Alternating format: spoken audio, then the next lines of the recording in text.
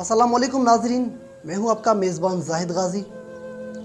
आज नज़र न्यूज़ के इस प्रोग्राम के अंदर जो मेरा ऑब्जेक्ट है, जिस प्रोग्राम पे मैं आज निकला हूं, एक दर्दनाक कहानी है जो रूह को पिघलने वाली बात है। तो एक ऐसी खातून है जो 5 से 6 साल हो चुके हैं, जिसको जो अरसा दराज से कैंसर जैसे मूजी अमराज से जंग लड़ रही है, मगर अब तक उनको आला ऐवानात और हमारे मुखैर हजरात या किसी की तवज्जो मुयसर नहीं हुई। क्या वजह बनी, आज उनसे जानते हैं कि नज़र न्यूज़ ने आज यहाँ पर पहुँच के उनकी आवाज़ बनी है। तो कोशिश करेंगे कि इस बात को ऐवान तक और उन मुखैर हजरात तक पहुँचाने की कोशिश करें।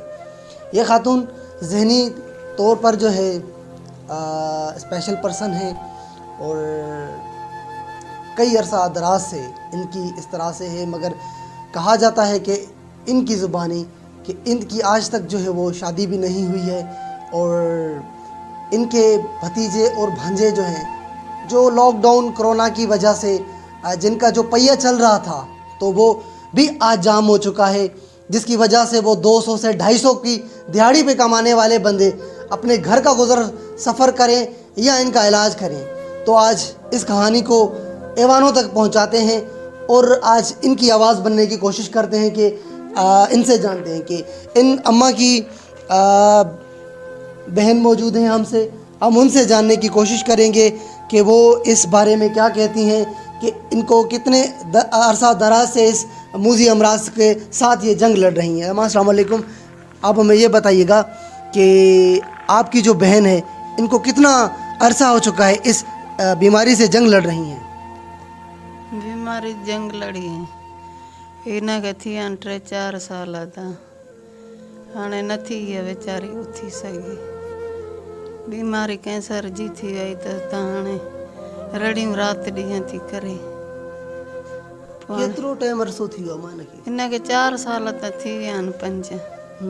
हा पैसा हुजनि दवा करायूं काॾूं ग़रीब माण्हू आणियूं। कोई वस वारो आयो तव्हां वटि हिन टाइम ताणी? न आहे कोई बि लड़ी न आयो असां ॾे, कंहिं बि असांखे 5 रुपया न ॾिना त हिन छोकिरी खे खणी वञो दवा जे लाइ। तो जी बिल्कुल, ये इनकी बहन है जिनकी आपने बात सुनी। इन अम्मा से बात करने की कोशिश करेंगे, मगर साथ ही में ये बात ऐड करता चलूँ कि जो इक़्तिदार में बैठने वाले जो हमारे शख्सियात हैं, ये उन तक बात पहुंचाना भी ज़रूरी था कि ये आपके हलके के लोग हैं। आपके हलके के लोगों को जो कैंसर में मुबतला हो जाते हैं, आप ऐवानों में बैठते हैं, आप असेंबली में बैठते हैं, आपकी हर वज़रा से आना जाना बैठना आपका लगा रहता है, मगर मजाल है जो आप इन लोगों की आवाज़ बने। क्यों? क्योंकि इनमें आपका इंटरेस्ट नहीं है। जब इलेक्शंस आते हैं करीब तो आपके सारे मकासद निकल आ जाते हैं, सारी वो मसरूफियात जो हैं वो निकल आ जाती हैं इन लोगों की, फिर आपको फ़िक्र भी होना शुरू हो जाती है। मगर इस वक्त ये इस बिस्तरे पे, इस चारपाई पे इस मौत से जंग लड़ रही हैं, मगर इस वक्त इनकी कोई मदद करने वाला कोई शख्स यहाँ पर नज़र नहीं आ रहा। अम्मा से बात करने की कोशिश करेंगे, वो सिंधी स्पीकिंग बात करती हैं, कोशिश करेंगे उनकी लैंग्वेज में उनसे बात करने की। अम्मा अस्सलाम वालेकुम, तव्हां असांखे इहो ॿुधायो त तव्हांखे हिन टाइम छा थियो आहे? मुझे रात जो मोबाइल न ॾींहं बजे आ गया, मरी वञा बस कियो बच रात जो मोबाइल ॾींहं खाधो पीतो न। केतिरा साल थी विया तव्हां? इलाही साल रोज़नि खां मथे। हाणे तव्हां जो जेके तव्हांखे ॾिसनि था उन्हनि खे छा चवंदो त तव्हांजो इलाज कराइनि? हा कराइनि। हा, मतिलबु तव्हां चाहियो था त तव्हांजी ज़िंदगी हुजे, तव्हां जीअण चाहियो था? हा ॾियणु चाहियां था बसि, हलणु जहिड़ा मां गंदी थी न मां न पीउ न मां न मामो न चाचो। तव्हांखे ॾुख थींदो आहे जॾहिं तव्हां चारपाई ते हूंदा हो, तव्हां वेठा हूंदा हो, तव्हांखे कुझु महसूसु थींदो आहे? हा थींदो आहे। छा थींदो अथव? सूरु ॾाढो आहे। तव्हांखे दिली छा महसूसु थींदो आहे त तव्हां मां बि इंसाननि आम इंसाननि वांगुरु घुमां, मां बि मुंहिंजी बि ज़िंदगी हुजे हा, मां बीमारी में न हुजां त? हा घुमां मथो फिरे थो।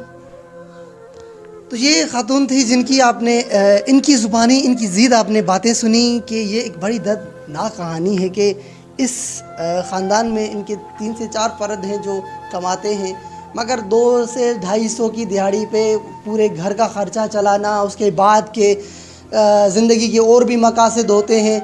मगर इस वक्त ये राहें जो देखने वाले जो ये शख्सियात हैं यहाँ पर इस रेलवे कॉलोनी है जहाँ पर ये इनकी ज़िंदगी बसर होती है। फुटेजेस के अंदर आपको नज़र आता होगा कि इनकी रिहाइश करने का तरीक़ेकार किस तरह का है और ये किस तरह से अपनी ज़िंदगी को बसर करते हैं। यहाँ पर इनके भांजे बैठे हैं, इनसे जानने की कोशिश करते हैं कि वो हमने क्या कहते हैं कि इस वक्त ये इस ज़िंदगी की जंग को सफ़र कर रहे हैं और ये क्या उनके ख़यालात होंगे।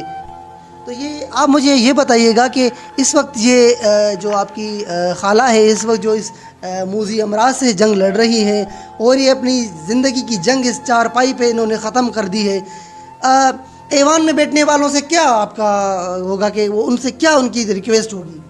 बिस्मिल्लाहिर्रहमानिर्रहीम। बस भाई बैठे हैं खुदा के आसरे, बस ये ऐवान में बैठे हैं, बस ऐसे ही बैठे रहें तमाशे बनो के बस जे वोट तो मांगते हैं हमसे, बस ऐसे काम तो नहीं कर रहे। बस ऐसे जब इलेक्शन होता है तो फिर हमारे सामने फिरते हैं, जब इलेक्शन जाते हैं तो फिर हमारे सामने आते ही नहीं हैं।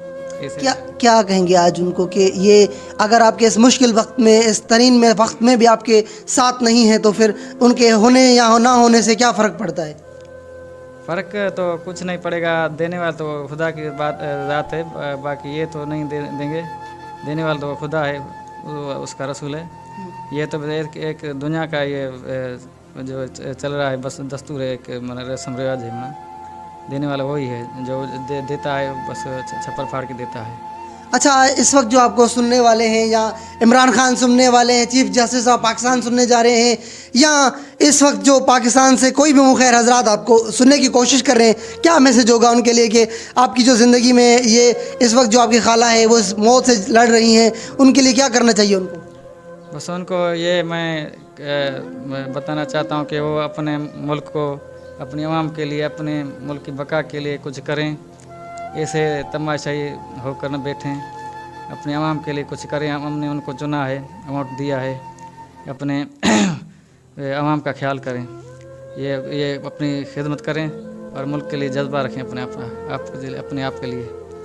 तो जी बिल्कुल, ये एक बड़ी एक ऐसी चीज़ नज़र आई है मुझे कि मुझे ख़ुद इस बात से बड़ा इत्तेफाक होता है और मुझे इस बात से बड़ा ताजुब नज़र आ रहा है कि एक ख़ातून जो इस वक्त उनकी जो उम्र है वो 50 से 55 साल की हो चुकी है, मगर आज तक उनकी शादी नहीं हुई क्योंकि उनकी ज़हनी तवाज़ो जो है वो वहाँ से वो स्पेशल पर्सन है।